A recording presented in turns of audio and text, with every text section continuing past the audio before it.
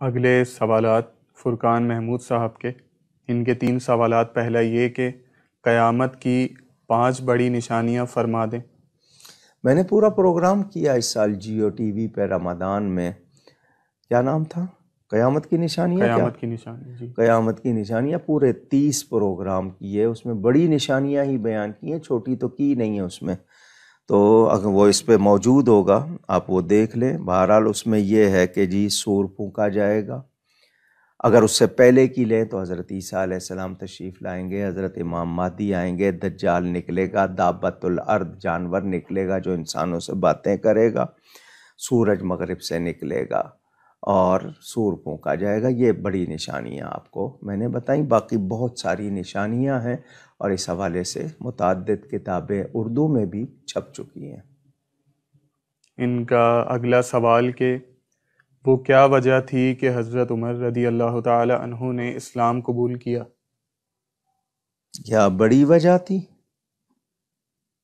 وہ کیا وجہ بنی؟ جی پہلی بات تو یہ ہے کہ حضور صلی اللہ علیہ وسلم نے خود ان کو اللہ سے مانگا تھا، وہ مراد رسول ہے، حضور نے ان کے لیے دعا کی تھی۔ دوسری بات یہ کہ اسلام جس نے بھی قبول کیا حقانیت کی وجہ سے، اسلام کی صداقت کی وجہ سے، اپنی ہمشیرہ سے انہوں نے قرآن سنا، اس کا اثر ہوا ان پر، تو حضور صلی اللہ علیہ وسلم کی دعا بھی، پھر قرآن کریم کا اثر اور اسلام کی حقانیت، انہوں نے قبول کیا اس کو۔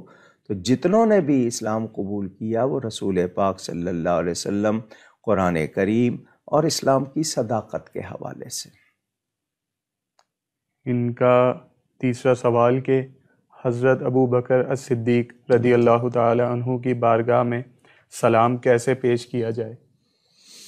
جی آپ اگر ان کو مخاطب کر کے کر رہے ہیں تو السلام علیکہ یا سیدنا ابا بکر الصدیق رضی اللہ تعالی عنہ اس طرح کہیں گے۔ اردو میں کہنا چاہتے ہیں تو اے خلیفہ رسول سیدنا صدیق اکبر آپ پر سلام ہو۔ اور اگر کوئی اشعار میں پڑھ رہے ہیں یا عربی میں نے آپ کو آسان طریقہ بتایا جب ان کی بارگاہ میں، اور جو جاتے ہیں زائرین ان کے پاس وہ کتابیں ہوتی ہیں تو اس سے وہ یاد کر سکتے ہیں، مختصر ہوتا ہے، تو القاب لگاتے جائیں۔ السلام علیکہ، الصلاۃ والسلام، یہ صرف رسول پاک کے لیے کہیں گے، اور نبی کے علاوہ کسی کو کہیں گے تو السلام، مرد ہے تو علیکہ، عورت ہے تو علیکی، اور علیکم کہہ دیں تو وہ اس میں سب آ جاتا ہے۔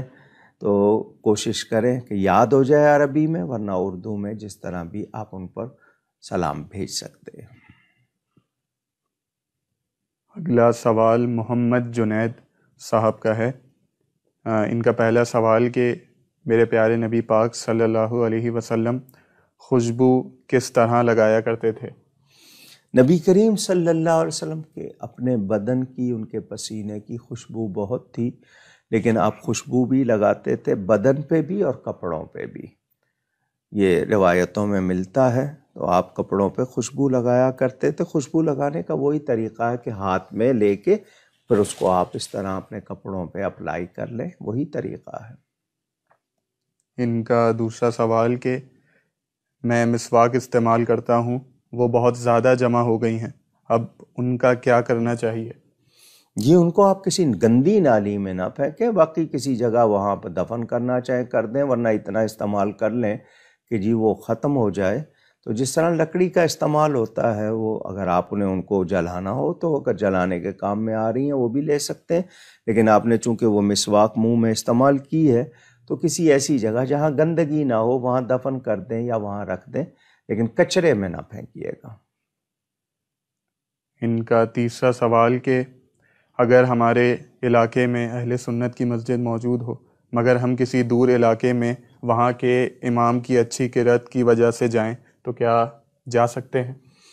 جی اگر آپ کو آسانی ہے وہاں پر، وہ لیکن عقیدہ صحیح ہو، یعنی امام کا عقیدہ صحیح ہو، اس کے لیے آپ جا رہے ہیں، بڑی مسجد ہے جا رہے ہیں، جامع مسجد ہے، یا آپ کو وہاں پر قرأت پسند ہے تو آپ جا سکتے ہیں، لیکن یہ کہ ایسا نہ ہو کہ آپ کے اپنے محلے کی مسجد ویران ہو جائے، اس کو ویران نہیں کرنا۔